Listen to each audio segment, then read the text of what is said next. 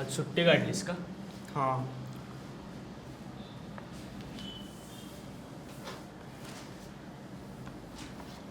झालास का सेटल आता? हां चाललंय.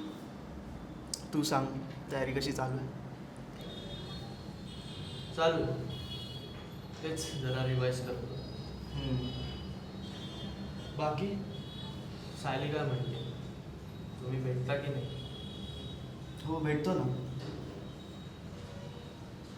तू बोललास का कोणाशी?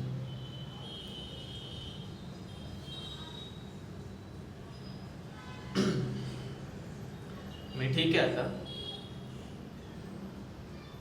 काम आणि अभ्यासातच सगळा वेळ जातो.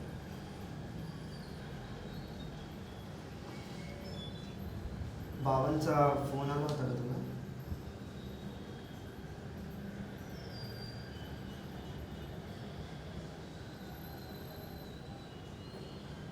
त्यांची इच्छा आहे तू घरी यावंस.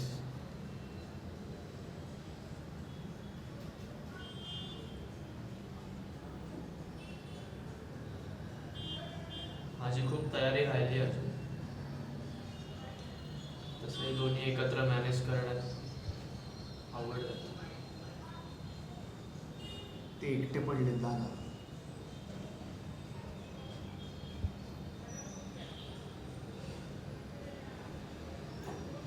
घरी अभ्यास होत नाही माझा.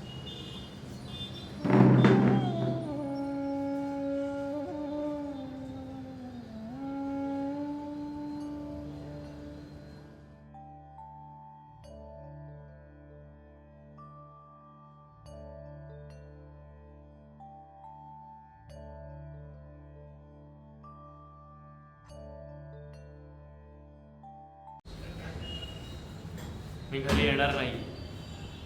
जर तेवढंच बोलायला आला असशील तर गेलास तरी चालेल.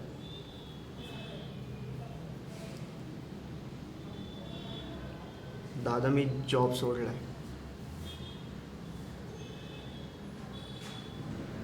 कधी? 13 वेळानंतर गेलोच नाही. फोनवरच सांगितलं नाही येणार आहे.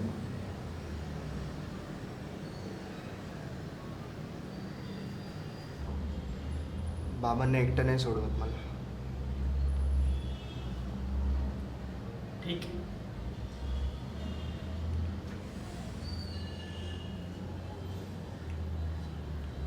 तू चिडलायस का?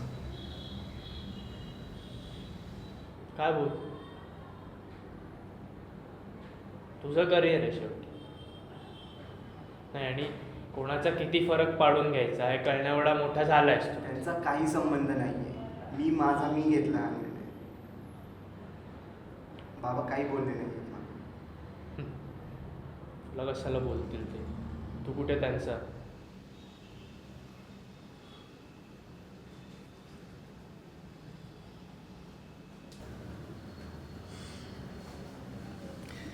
ऐक सो, तू निघ.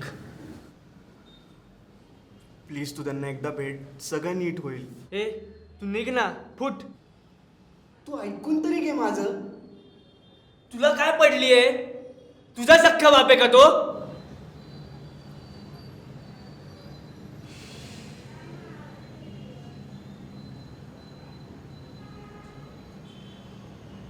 त्यांना सॉरी म्हणायचं तुला.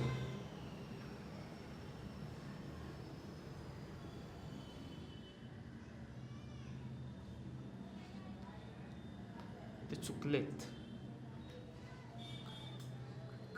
कळलं का? ते चुकलेत.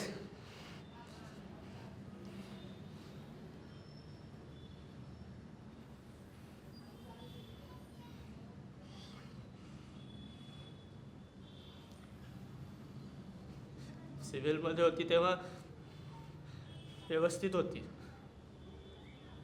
हळूहळू रिकवर पण झाली असती.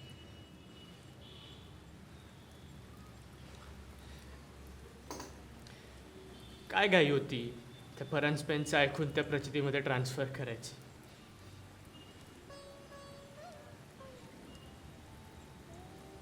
तेवढं काही सिरियस नव्हतं. तरी तिकडे ट्रान्सफर केल्यामुळे तिची तब्येत खाल.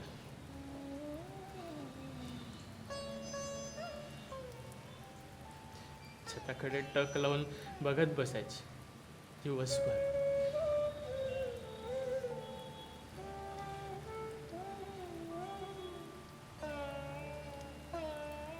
आधी व्यवस्थित बोलत होती हं. नंतर नंतर तर शुद्धीवर पण नसायची.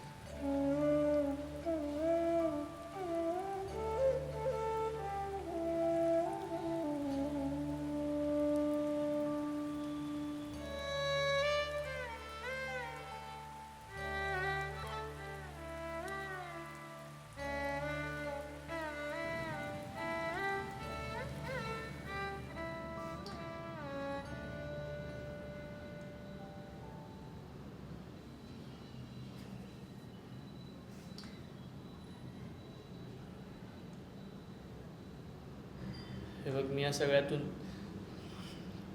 बाहेर पडायचा प्रयत्न करतोय. तू पण तो करावस. जॉब कर, कामात बिझी राहतो आपण.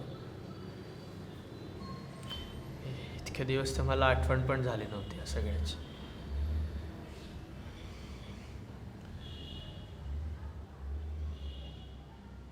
आणि त्यांना जे करायचं ते करतातच, हे त्यांनी प्रूव्ह केलंय. सो मला नाही फरक पडत.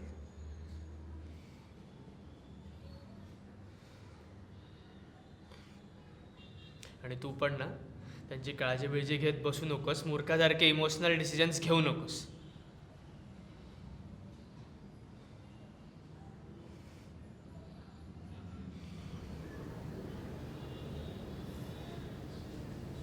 तुला वाटत असेल ना की मी किती हार्श विचार करतो.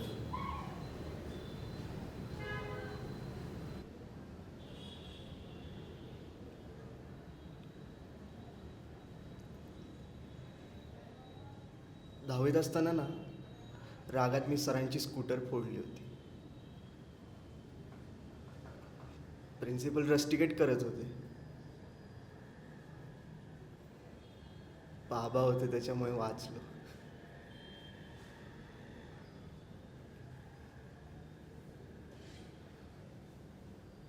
तुलाही कुठे कार येत होती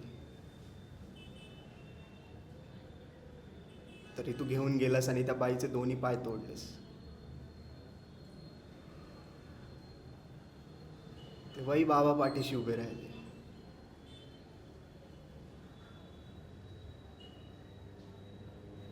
तेव्हा त्यांनी तसं नव्हतं करायला हवं. आपल्याला शिक्षा मिळायला हवी होती.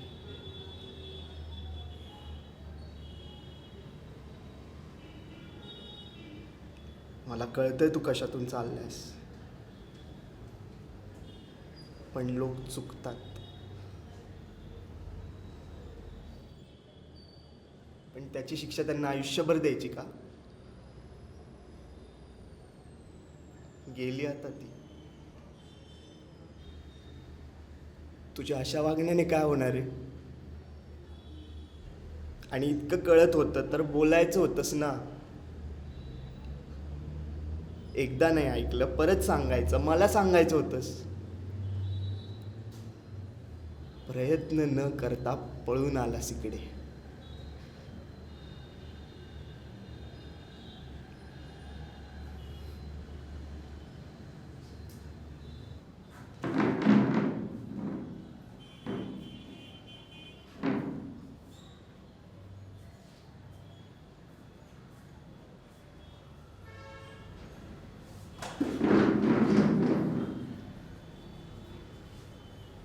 दादा प्लीज घरी चल ना. सोड सगळं. सॉरी. मी जॉब करतो, तू कर ना अभ्यास. आपण एकत्र राहूया प्लीज. भेटत ना एकदा. एवढंच होतं तर ते स्वतः आले असते ना भेटायला.